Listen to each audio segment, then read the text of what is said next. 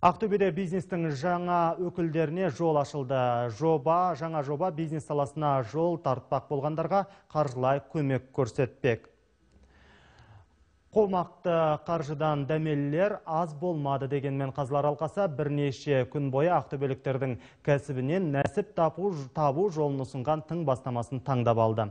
Үздіктерін анықтады. Сая Сағынғалиева Байғанин ауданынан осы шараға арнайы ат артып келген. Ұлттық тағамымыздың беделін арттыруға бел байлапты. Атап айтқанда тарыны нарыққа шығаруды көздеген.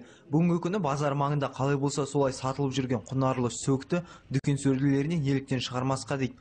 Бұл мақсатта жұмсалар қыруар қаржының жоқтығы бүгінге дейін қолбайлау болып келген.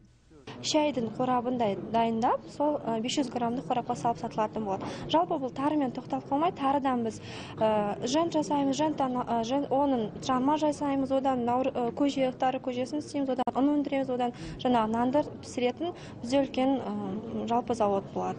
Бизнеске бастапқы капитал табылмай басқа тұрып жүрген 300-ге жуық ақтөбеліктің арасында 10 үздік жоба таңдалып алынды. Арасында автокөлікті сусыз тазалау, көкөніс пен жеміс-жидек өсіру, мүгедектерге арналған әмбебап пандус жасау, оқушыларға арналған дамыту орталықтары бар. Бұлардың барлығы талапайға тасталған 15 миллион теңгені бөлісіп, тиісті қаражатқа қол жеткізді. Ал 100-ден жүйрік шыққан тары өңдеу зауыты ең жоғарғы бағаға ие болды. Ұйымдастырушылар 4 миллион теңге инвестиция салатын болды. Осы Ақтөбе аймақтық кәсіпкерлердің палатасының атынан Ақтөбе облысында бизнес ангелді ол атылады. Сондай қор құрдық $1 миллион, 150 миллион теңге. Соған келесі жылға мен өзім 15 миллион теңге бөліп отырмын. Енді өзіңіз естісіңіз ғой, мен қалғандарды мен әріптестерім соны қолдаймын деп отыр.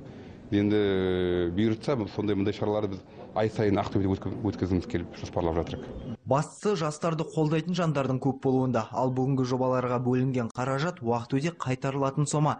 Шаруасы дөңгеленген соң қайырымдылық қорына салынуы тиіс. Ол кезектегі жаңашыл топтың бастамасына қолдау береді. Мансұр Исқожин, Нұркен Жалмұханов, Астана телеарнасы, Ақтөбеде.